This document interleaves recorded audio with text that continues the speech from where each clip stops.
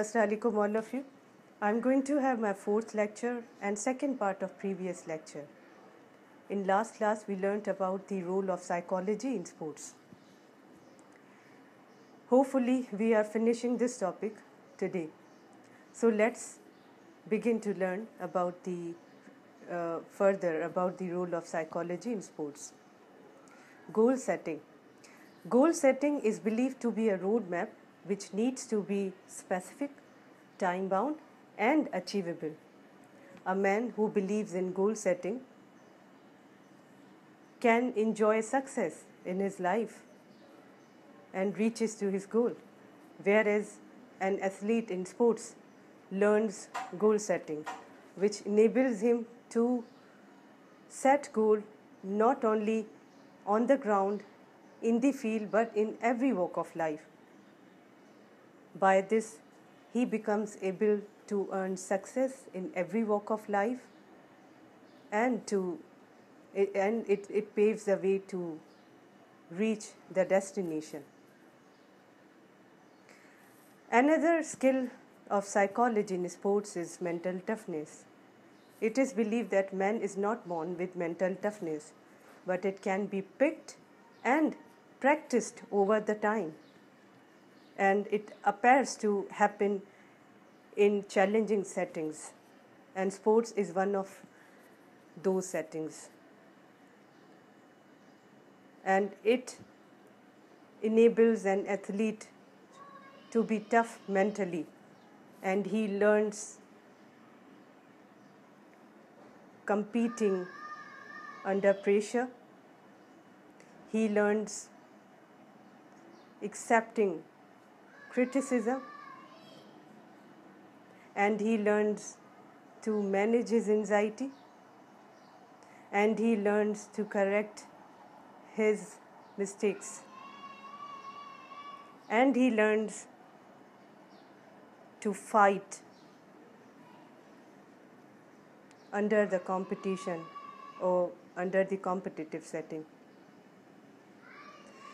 Another skill of psychology in sports is the attitude of never give up. It is believed that loss is not an end. Every sports has winning and losing. So loss cannot be believed an end.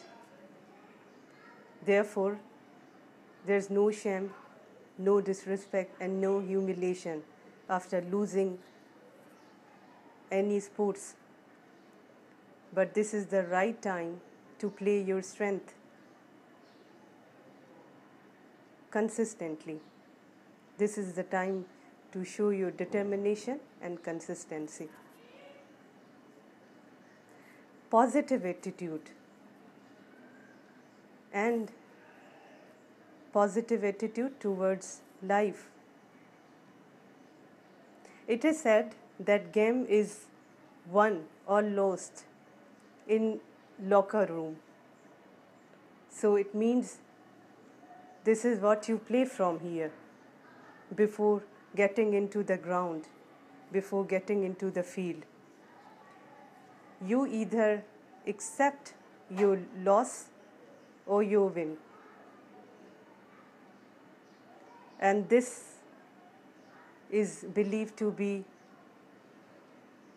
giving up or expressing your negative attitude towards the capabilities, towards the strength of yours and your team and your decision making.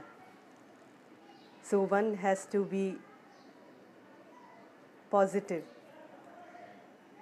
and one has to display positive attitude, not only in sports but towards life and all the matters in the relation of life. Moreover, team spirit is another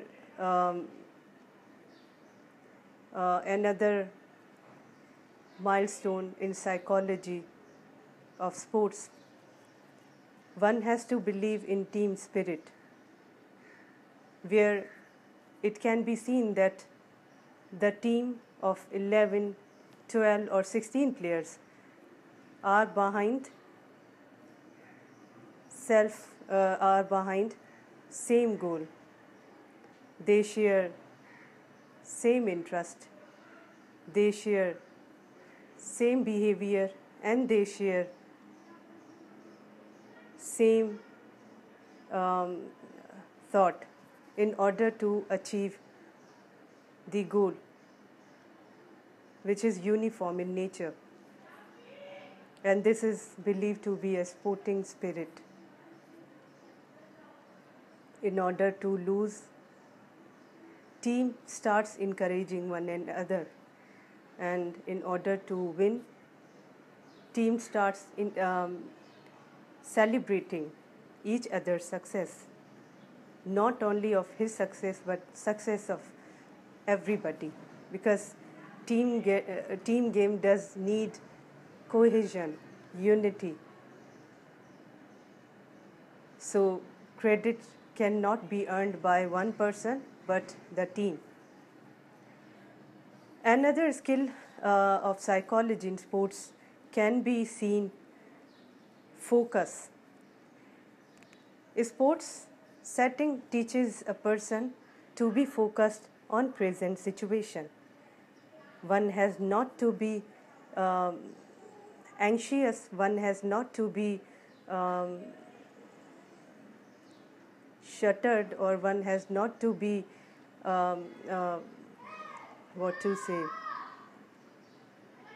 so alert regarding the past, because player needs to be focused on present situation. If he's in play area,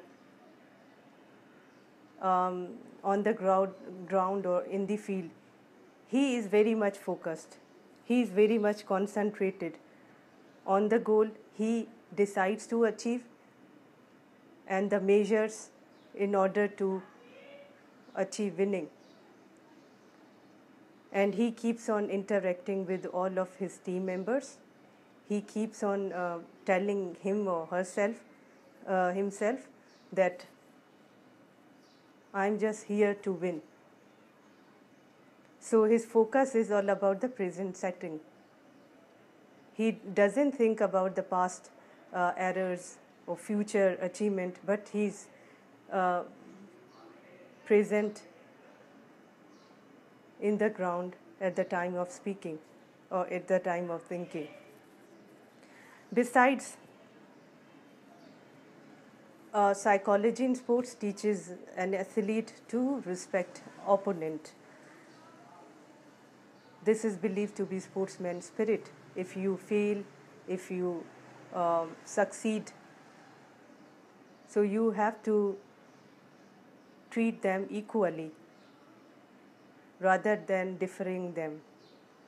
And if your opponent wins, you have to express respect. You have to understand that they may be much better than you.